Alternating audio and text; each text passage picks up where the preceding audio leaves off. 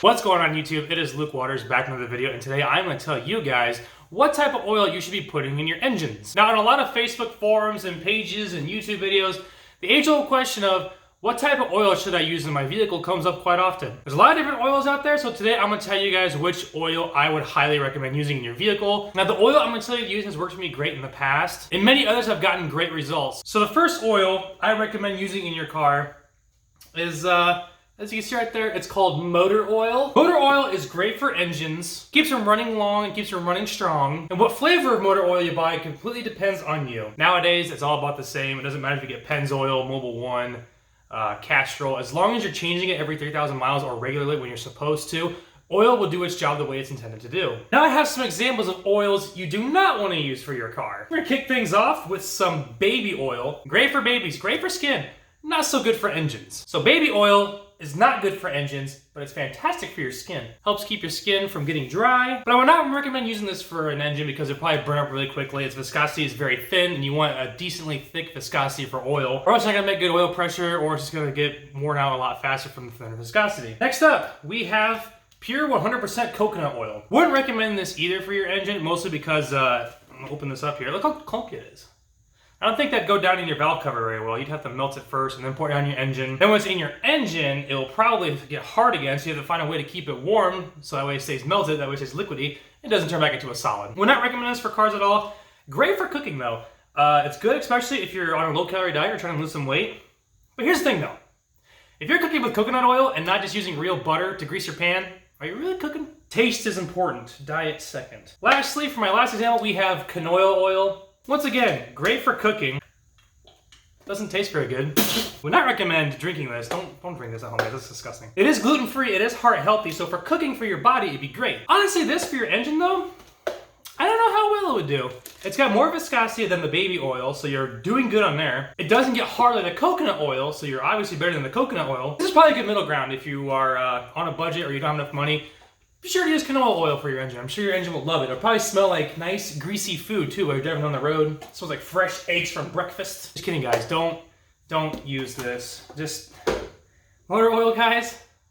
Obviously, this video is kind of a joke, but there's so many people on the internet that will argue until they're blue in the face about what type of brand of oil is best. And honest to God, it does not matter which one you use. Use whatever your personal preference is. I can't tell you how many times I've seen on a car page where you had people ripping on each other for asking what kind of oil to use. Pennzoil is the oil I prefer. Actually, don't get the high mileage. I don't really like the high mileage. I only got it because I was getting desperate for my car, but Platinum is what I usually get. Just personal preference. It's what I've always used, always had good luck with it. My valve trains have always been quiet while using this oil.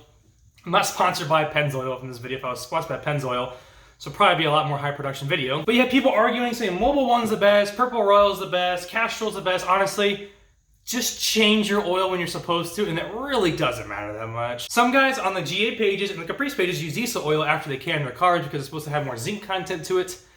I don't understand why you would need more zinc content, but okay, I guess it's supposed to be good for your lifters and push rods and other metals in the car, but if the car has been running for 100,000 miles with regular oil, just put regular oil back in it. Do not use diesel oil if you have a catalytic converter because it will clog your cats. So the reason why I chose these two jugs, for example, as well, as you can see, there's different ratings on them. And on most cars and most car manuals, if you flip through the pages, it will tell you what oil to use. The G8 and my Caprice, I put 5W30 in it. Then in the Buick, for example, I gotta run 10W30. So check that before you buy oil, guys. I mean, it's pretty simple. You just look at the weight and you go on from there. It's in the instruction manual.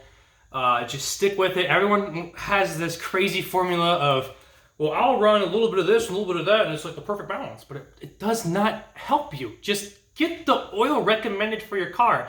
Brands don't really matter. Some German engineers prefer like Valvoline over Castrol, but it's oil.